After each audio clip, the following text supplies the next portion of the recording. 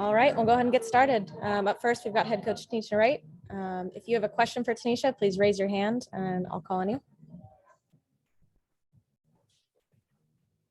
And of course, we'll start with Spencer Nussbaum from the Next. Go ahead, Spencer. Hey, Tanisha, how's it going? Hey, Spencer. Congrats on a successful draft. Want to start off asking about Ryan Howard. I'm curious what you think the ceiling or the high end outcome of her game looks like, and what sort of traits did you identify during the draft evaluation process in her game that make you feel like she's a player who can reach her ceiling? Yeah, we're really excited about Ryan. We think the sky is the limit for her. We think she has tons of potential that really hasn't even been tapped into yet. She has a quiet competitiveness that I think our league will really bring out of her, and you'll see her do amazing things at this level. Her ability to, you're talking about a 6'2" guard who can handle the ball, who can stroke it from the outside, who gets to the mid range and shoots it very well, and also can bang inside a little bit as well. So we think that Ryan has the potential to be a great player in our league. All right, next we'll go to Wilton Jackson from Sports Illustrated. Go ahead, Wilton. Hey, Coach Wright. Just wanted to say, congrats on the draft as well, but I wanted to put some emphasis on your selection with Naz Hillman. Talk a little bit about that move. I mean, having a chance to kind of watch her play a lot more this year. Not only does she bring energy, but I feel like she also has some potential that's been untapped as well. Yeah, I think we are thrilled to be able to get Naz at 15. We think Naz is a steal of this draft. We're super excited. And Naz, if you've watched her, her 4 years in Michigan has gotten better and better and better and better. Her energy, her attitude to never be denied. Naz is a worker. She's somebody who purely can just outwork you. The one thing that she does really well that I don't think she gets enough credit for is she does a lot of her work early, which puts her in positions to be successful. But yeah, we're thrilled to be able to have Naz at 15. Thank you. Up next, we've got Aislinn Jowers. Go ahead, Aislinn. Hey, congrats on the draft. Can you tell me about your experience being a head coach for the first time and going through this year's draft and getting the first #1 pick?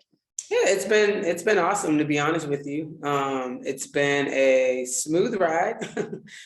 We've done some things that I think put our organization, our franchise in position to lay some groundwork to do some great things in the future. So far it's been good. It's been a lot of work, which, taking the job, we knew that it would be, but it's been very rewarding and we're looking forward to what lies ahead. Next, we'll go to Yukiri Thomas from Chicks into Sports. Go ahead, Yukiri. Hello, Coach. Welcome to Atlanta. Thank you. Excited to be here. Could you just speak a little bit about what's your expectations for this upcoming season? Yeah, to be honest, my expectations is for us to go out every single day and compete, to get better every single day. That's our goals. We're focusing on making small steps, but nonetheless making steps. We have to compete at a high level every single day, and our focus is getting better every single day that we step on that court, that we put out a product that is entertaining, that we put out a product that the city can be proud of. So that's my biggest expectations of our team this season. Next, we'll go to Eric Wilson. Go ahead, Eric. Good evening, Coach. First off, I want to say welcome to the ATL. Secondly, I want to say we are Penn State. Yes, ma'am. So, as a player turned coach, and we've seen Atlanta have their ebb and flows, if you will. So could you talk to me just about the impact you want to bring to this team and the energy you're going to bring to this team? Because Atlanta, over the last couple of years, has always been that team that's been right there on the cusp of, getting into the postseason and making a run. Yeah, listen, I'm going to be honest with you. Like we're in a position right now for our organization that we're rebuilding. But that does not mean that we're not trying to go out and win basketball games. We are trying our best to go out and put a product out there that the city can be proud of. We're going to play with high energy. We're going to be super, super competitive. And so we're looking forward to continuing to get better every single day. And I think that, we'll do that. We'll get better every single day. And, you'll see something that you've seen in the past. Atlanta in the past has been a great team. I mean, in the finals 3 years, different things like that. So that's our expectations. Those are our goals, you know what I mean? As we look forward to the future, but our short-term goals are to get better every day, to put a product out there that the city can be proud of and that we can connect to. And so that's what we're looking forward to. Best of luck. Thank you, Coach. Appreciate it. And we'll go back to Spencer. Go ahead. Yeah, I'm pretty sure every time we've chatted, I've asked about, character in some form or another. I'm curious though, can you talk about what you heard during the, your conversations with Ryan and Naz in the draft evaluation process that made you feel confident in, your selections from a character standpoint? Yeah, we've done our homework. I mean, that's the one thing I think when you get into a draft and you get into the evaluation process, you have to do your homework. We spent a lot of time getting to know who these people were, both Naz and Ryan, and we felt like based upon the conversations that we've had with outside people, with their coaches and different things like that, that both women fit the type of person and the type of player that we want to have in our organization for the future. Naz is high character individual. Nobody that we've spoken to says anything negative about the kid. Same thing with Ryan, high character individual. So comes from, humble beginnings with her mom and different things like that. So, we've done our homework and we're excited about who we're bringing into our franchise. All right. Thank you so much, T. You're welcome.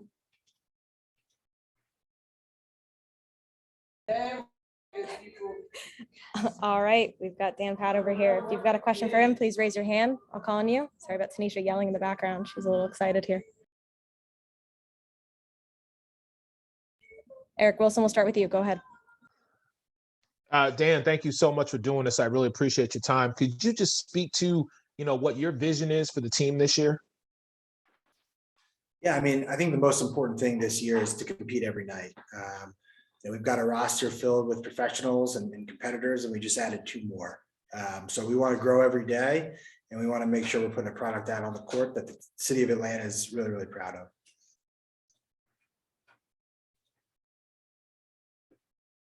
Spencer Nussbaum, we'll go to you. Go ahead.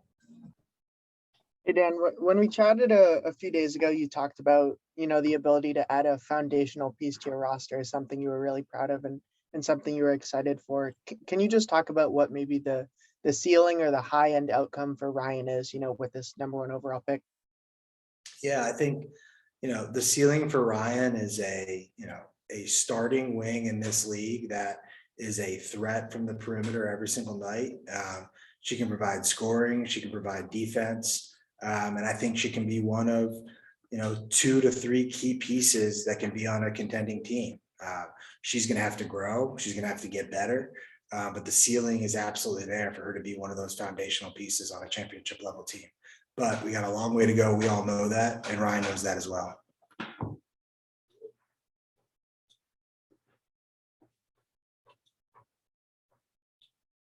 Go ahead, Spencer. Yeah, I was wondering if you could also talk a little bit more about what you like from her on the defensive end of the court. It seems like that was a big part of the process in the selection. Yeah, I mean, Ryan can defend the 1 through 3. In certain matchups, she can defend the 4, at least in spots. And I think, her length, her quickness, she's always going to be, a contender to be in the alleyway, to steal passes. She's just going to be able to do whatever we need her to do on any given night. Whatever the tough matchup is, Ryan will be able to, lock that person up if we need her to. And I asked Tanisha a similar question kind of about character. In the evaluation process with Ryan and Naz, do you remember anything from their, your conversations with them that really stood out to you or made you say, okay, these are the sort of players that we want to have character-wise in Atlanta? Yeah, when we met with Ryan, it was really funny. She said to us, I'm not that concerned about being the #1 pick. If someone else went, I'd be just as happy for them as I would be if I went. So I think that's, shows the maturity and self-awareness that she has. She also talks about, all the different players that she's watched in the league and she roots for. And, she's just a good kid. I don't know how else to explain it. Lives locally. She would drive, 2.5 hours during the COVID year to get runs in Atlanta sometimes. Loves basketball, and she's going to really fit with what we're trying to do here. She's going to be somebody that people want to be around, that coaches want to coach, and that fans like cheering on. And Naz, nothing that she necessarily said to us, but the way she carries herself speaks for itself. And we talked to a lot of, teammates of hers in Michigan, people that know her through that program. And she did a lot for that program on the court, but the stories that are really cool are to hear how much the teammates love her support off the court. Someone's having a bad day, Naz is there to pick her up. So the level of character for both of those that got added to this team tonight is just phenomenal. All right, we'll go to Aislinn Jowers from Beyond Women's Sports. Go ahead. Hi, Dan. Can you talk about your process from coming to Atlanta and then getting the #1 draft pick? Yeah, well, there's a big gap there, but I was just saying this to somebody else. We got here at the end of October, and I don't want to say getting the #1 pick is the one thing we've done. We've made about 4, 5, or 6 key decisions that kind of led to this moment, right? And all this is just one moment. We got a lot of more key decisions to make. So we were smart in free agency, I think, for the long view that we have. We made some trades that gave us some assets and flexibility to move up to 1. We made some picks based on people that we've looked at the past 5 months and we feel really good about.